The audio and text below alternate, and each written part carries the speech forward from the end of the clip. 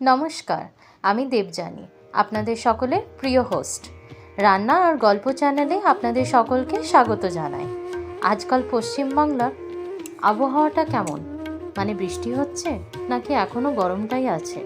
পুনেতে তো সাংঘাতিক বৃষ্টি হচ্ছে, আর বছরের সেই সময়টাও চলে এসেছে যখন সবজির দামটাও বেড়ে গেছে।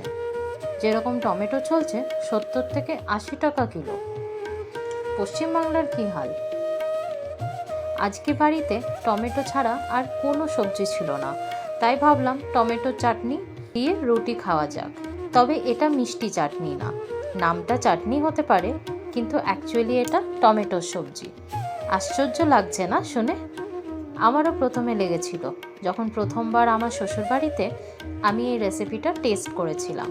খেতে এতটাই ভালো লেগেছিল যে আমি পুনেতে ফিরে এসে ট্রাই করেছিলাম নিজে বানানোর, আর তারপর থেকে এটা আমার গো টু রেসিপি হয়ে গেছে।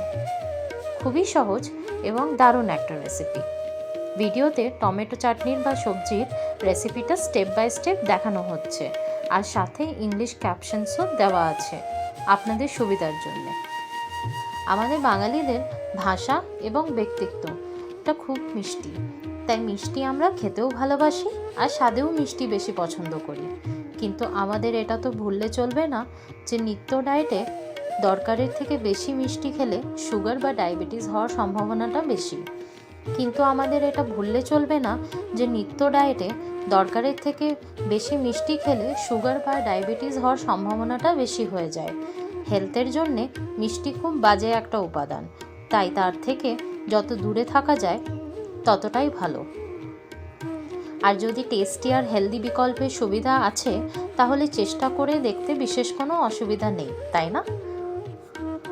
তাই আমার চেষ্টা যে আপনাদেরকে হেলদি কিন্তু টেস্টি অপশনসের সাথে পরিচয় করানো। এবার টমেটোগুলো কড়াইয়ে দিয়ে দেব আর ভালো করে মশলার সাথে মিক্স করে নেব। তারপর দিয়ে দেব স্বাদ অনুসারে নুন। আমি আমার সব রান্নায় খনিজ নুন ব্যবহার করি, যেটাকে রক সল্ট বলে। এরপর দিয়ে দেব 1 বড় চামচের মতো চিনি। যেহেতু টমেটো টেস্টে একটু টক টক হয়, সেইটাকে ব্যালেন্স করার জন্যে অল্প একটু চিনি দিয়ে দেব। এরপর ঢাকা দিয়ে 3-4 মিনিট হতে দেব। তারপর হাফ গ্লাসের মতো জল দিয়ে দেব। টমেটো এমনিতেও জল ছাড়ে, কিন্তু এখানে এক্সট্রা জল দেওয়ার পেছনের কারণ হচ্ছে টমেটোগুলোকে পুরোপুরি গলিয়ে নেওয়া, যাতে টমেটো চাটনির টেক্সচারটা খুব ভালো আসে। আবার ঢাকা দিয়ে টমেটো চাটনিটাকে ততক্ষণ হতে দেব যতক্ষণ এটা শুকিয়ে না চলে আসছে, মোটামুটি 5 থেকে 6 মিনিট।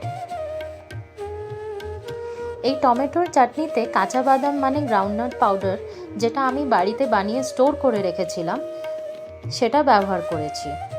আপনারা যদি বাড়িতে বানানো কাঁচা বাদামের পাউডারের ভিডিওটা দেখতে চান, আমি আই বাটনে লিঙ্কটা দিয়ে রাখলাম, আর ডেসক্রিপশন বক্সেও লিঙ্কটা দিয়ে রাখলাম, আপনারা দেখে নিতে পারেন। টমেটো সবজির রেসিপিটা কিন্তু ব্যাচেলার্সদের জন্য খুবই উপকারী একটা রেসিপি, কারণ এটা বানানো খুবই সহজ। যারা বাড়ি থেকে দূরে থাকেন তারা রান্না আর গল্পের সব রেসিপি ভিডিওসগুলো একবার অবশ্যই দেখবেন, আপনাদের খুব কাজে লাগবে। আমার চেষ্টায় আপনাদের সাপোর্টের খুব প্রয়োজন, তাই আমার ভিডিওসগুলো আপনাদের ভালো লেগে থাকলে লাইক, শেয়ার আর সাবস্ক্রাইব করতে কিন্তু একদমই ভুলবেন না। আর কমেন্ট করে কিন্তু নিশ্চয়ই জানাবেন আপনাদের এই নতুন ধরনের রেসিপিগুলো কেমন লাগছে। আগামী ভিডিওসে আমি করলার সবজি আর কারি রেসিপিটা আপনাদের কাছে নিয়ে হাজির হব। এবার আমি লাঞ্চটা করে নিই। আপনারা কিন্তু এই টমেটো চাটনির রেসিপিটা ট্রাই করে অবশ্যই দেখবেন। আবার দেখা হবে আপনাদের সাথে। ধন্যবাদ।